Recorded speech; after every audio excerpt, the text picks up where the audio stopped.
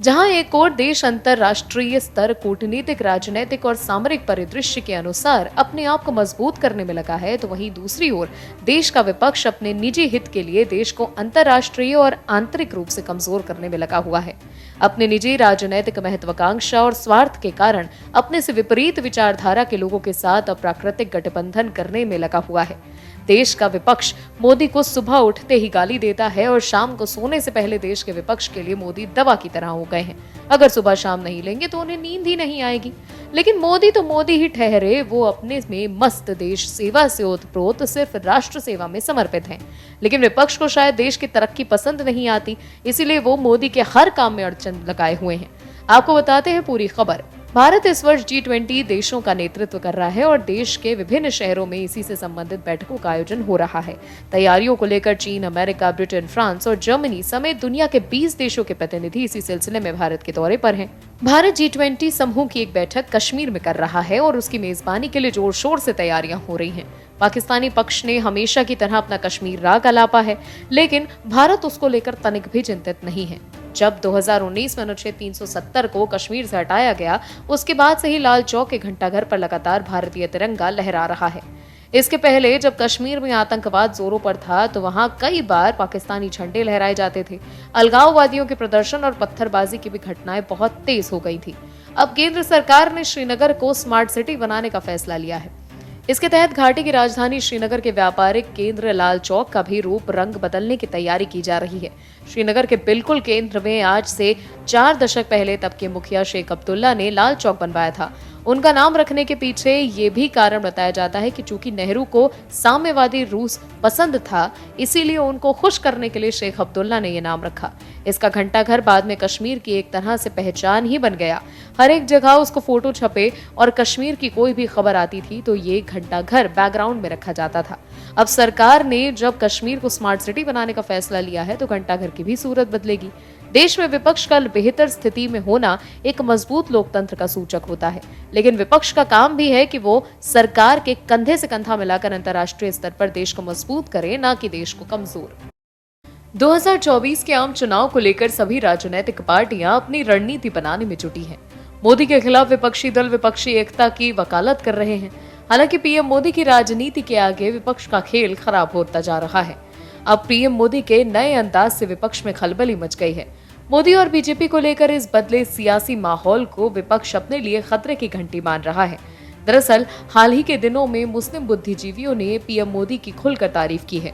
ऐसे में विपक्ष की चिंता है कि बीजेपी अगर उनके मुस्लिम वोट बैंक में सेंध लगाने में कामयाब हो गई, तो बीजेपी के लिए एक बार फिर बड़ी जीत के साथ केंद्र की सत्ता में वापसी करना काफी आसान होगा। ऐसे में बीजेपी के पक्ष में कुछ मुस्लिम नेताओं का झुकाव देख सबसे ज्यादा टेंशन उद्धव गुट वाली शिवसेना को है। उद्धव ठाकरे की शिवसेना के मुखपत्र सामना के संपादकीय में बीजेपी को नवकबाल बताते हुए सीधे निशाना साधा गया। इस नाम के टाइटल के सहारे बीजेपी के सूफियाना अंदाज पर तंज कसा गया है। संपादकीय में बीजेपी को ढोंगी, नौटंकीबाज और स्वार्थी का सर्टिफिकेट दिया गया है। सामना के संपादकीय में मुसलमानों के साथ बीजेपी के व्यवहार की भी आलोचना की गई। संपादकीय में लिखा गया कि बीजेपी का मुस्लिम प्रेम असली न होकर पूतना मौसी वाला ही है। सामना के संपादकीय में भगवा दल पर निशाना साधते हुए लिखा गया है कि बीजेपी जैसी ढोंगी और नौटंकीबाज पार्टी हिंदुस्तान में कोई दूसरी नहीं होगी। राजनीतिक स्वार्थ के लिए ये लोग कब कौन सा ढोंग रचाएंगे, इसका कोई भरोसा नहीं है।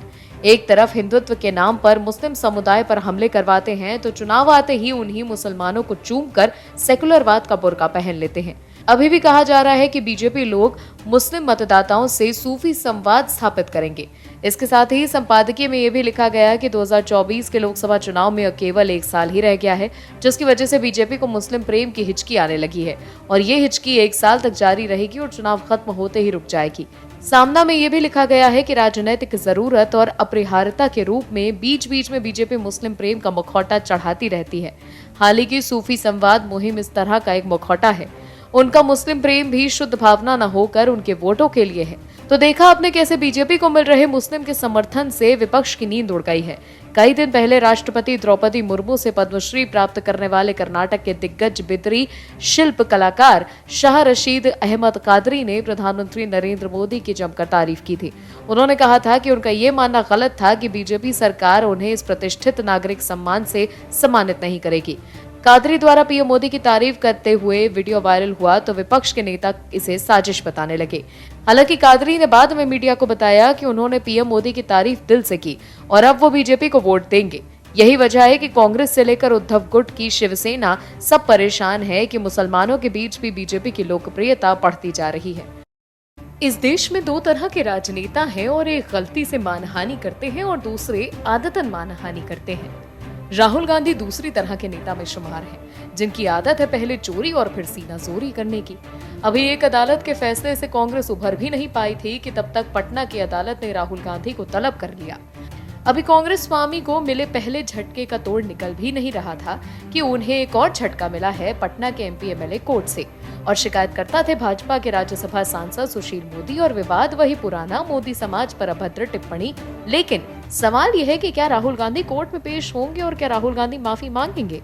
चलिए बताते हैं आपको क्या है पूरी खबर। मोदी सरनेम पर अभद्र टिप्पणी करने के मामले में बुधवार को पटना की अदालत में सुनवाई हुई।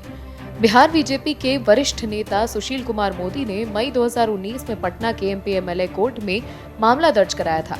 राज्यसभा सांसद सुशील कुमार मोदी ने इस केस को देख रहे पटना हाईकोर्ट के वरिष्ठ अधिवक्ता एसडी संजय से इस बात पर जानकारी दी थी। उन्होंने बताया कि एमपी एमएलए कोर्ट के विशेष न्यायाधीश ने 18 मार्च 2023 के दिन राहुल गांधी को 12 अप्रैल 2023 को न्यायालय के समक्ष संदेह उपस्थित होने का आदेश दिया था। लेकिन कोर्ट के आदेश के बावजूद राहुल गांधी 12 अप्रैल 2023 को अदालत के सामने उपस्थित नहीं हुए। बीजेपी से राज्यसभा सांसद सुशील कुमार मोदी के राहुल गांधी पर दर्ज कराए गए मामले को देख रहे पटना हाईकोर्ट के वरिष्ठ अधिवक्ता एचडी संजय ने ये बताया कि पटना के एमपी एमएलए कोर्ट में राहुल गांधी उपस्थित हुए थे, तब अदालत में उन्हें जमानत दे भी दी थी। अदालत ने राहुल गांधी को कहा था कि मामले में अगली सुनवाई के दौरान उन्हें सशरीर उपस्थित होना होगा। एसडी संजय ने ये बताया कि बुधवार 12 अप्रैल को अदालत में राहुल गांधी को इसीलिए बुलाया गया था कि वो सीआरपीसी धारा 313 के तहत अपना बयान दर्ज करा सके, लेकिन राहुल गांधी ने कोर्ट के आदेश की अवहेलना करते हुए अदालत के सामने उपस्थिति नहीं दर्ज कराई। राहुल गांधी को समझना होगा कि उन्हें आदतन का मानहानि करना छोड़ना पड़ेगा, नहीं तो वो भारत की नहीं कोर्ट की यात्रा पर ही जाते रहना पड़ेगा।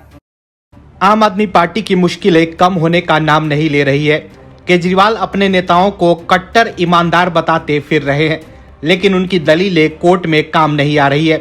कोर्ट से न सत्येंद्र जैन को जमानत मिल रही है और न ही मनीष सिसोदिया को। आपके काले कारनामों का चिट्ठा ईडी और सीबीआई ने खोल कर रख दी है। वहीं दूसरी तरफ बीजेपी ने भी आम आदमी पार्टी के खिलाफ चढ़ाई तेज कर दी है। ऐसे में केजरीवाल एंड कंपनी चौतरफा घिर गए हैं।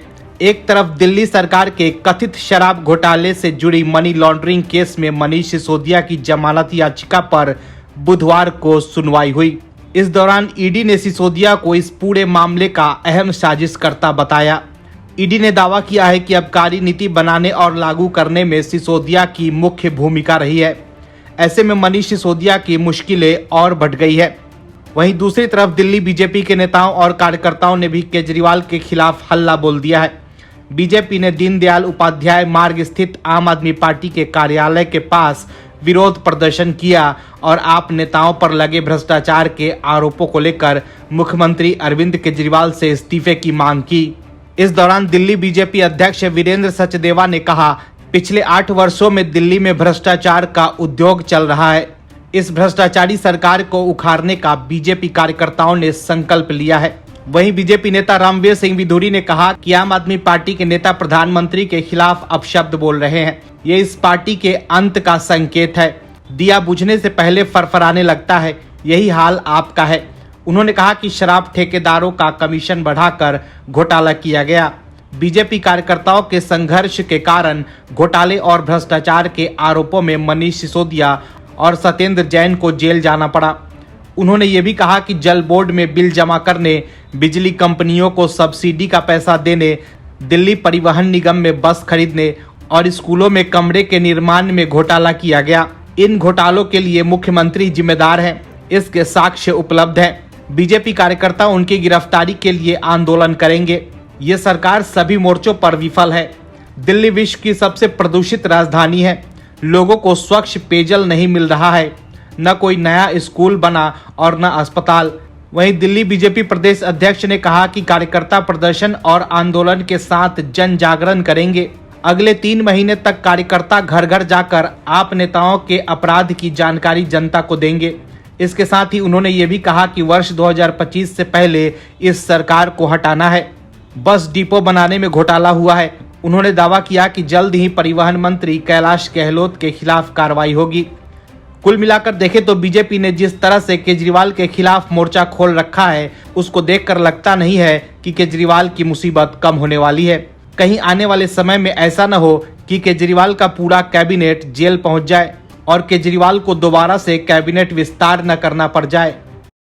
कांग्रेस नेता राहुल गांधी की प्रधानमंत्री नरेंद्र मोदी के खिलाफ लड़ाई लगातार तीखी होती जा रही है। अडानी के बहाने कांग्रेस गुलाम नबी आजाद, ज्योतिरादित्य सिंधिया, किरण कुमार रेड्डी, हेमंत बिस्वा शर्मा और अनिल एंटनी पर निशाना साध रही है तो बीजेपी नेता उस पर पलटवार कर रहे हैं। एक बार फिर ज्योतिरादित्य सिंधिया ने सीधे राहुल गांधी के खिलाफ मोर्चा खोलते हुए उनसे 3 तीखे सवालों का जवाब मांगा है। राहुल गांधी ने सोचा नहीं होगा कि सिंधिया उनसे ऐसे सवाल पूछ लेंगे। कभी राहुल गांधी के विश्वास पात्र रहे सिंधिया ने हाल ही के सालों में कांग्रेस छोड़ने वाले नेताओं पर राहुल गांधी द्वारा किए गए हमले के मद्देनजर पलटवार करते हुए कहा कि ये स्पष्ट है कि आप ट्रोल तक सीमित हैं। दरअसल राहुल गांधी ने अडानी के साथ गुलाम नबी आजाद, ज्योतिरादित्य सिंधिया, किरण रेड्डी, हेमंत बिस्वा शर्मा और अनिल एंटनी का नाम जोड़ते हुए ट्वीट किया था। उन्होंने लिखा था, सच्चाई छुपाते हैं इसीलिए रोज भटकाते हैं। सवाल वही है, अडानी की कंपनियों में 20,000 करोड़ रुपए बेमानी पैसे किसके हैं? अब जवाब देने की बारी केंद्रीय मंत्री ज्योतिरादित्य सिंधिया की थी। उन्होंने राहुल गांधी के ट्वीट को रीट्वीट करते हुए लिखा कि स्पष्ट है कि अब आप एक ट्रोल तक सीमित हो चुके हैं। मुझ पर बेबुनियाद आरोप लगाने और मुख्य मुद्दों से लोगों का ध्यान भटकाने के बजाय इन 3 प्रश्नों का जवाब क्यों नहीं देते? ज्योतिरादित्य सिंधिया ने पूछा कि पिछड़े वर्ग को लेकर अपने अपमानजनक बयान के लिए माफी क्यों नहीं मांगते? उल्टा कहते हैं कि आप सावरकर जी नहीं हैं, माफी नहीं मांगेंगे। देश सेवक का अपमान और इतना अहंकार। जिस न्यायालय पर कांग्रेस ने सदैव उंगली उठाई, आज अपने स्वार्थ के लिए आप उस पर दबाव बना रहे हैं। आपके लिए नियम अलग हो गए क्या? अपने आप को क्या आप फर्स्ट क्लास नागरिक मानते हैं? सिंधिया ने अंत में लिखा, आप अपने अहंकार में इस कदर ग्रस्त हैं कि शायद इन सवालों की महत्ता भी आपकी समझ से परे है। ज्योतिरादित्य के सवाल पर राहुल गांधी का तो जवाब नहीं आया, लेकिन कांग्रेस नेता तिल मिला गए।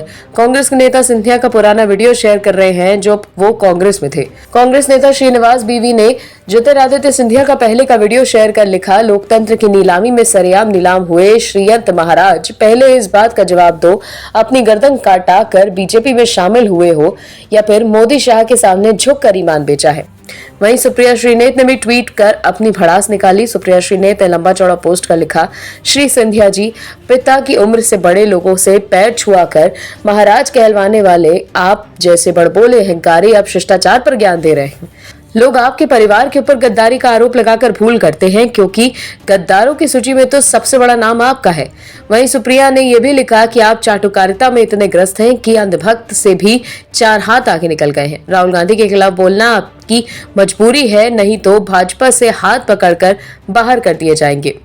इसके अलावा भी सुप्रिया श्रीनेत ने सिंधिया पर निशाना साधते हुए ट्विटर पर पोस्ट किया तो देखा आपने कैसे सिंधिया के राहुल पर प्रहार करने से कांग्रेस में खलबली मच गई है। Bureau report OMH news. और भी वीडियोस देखने के लिए चैनल को सब्सक्राइब करें और बेल आइकन को दबाएं।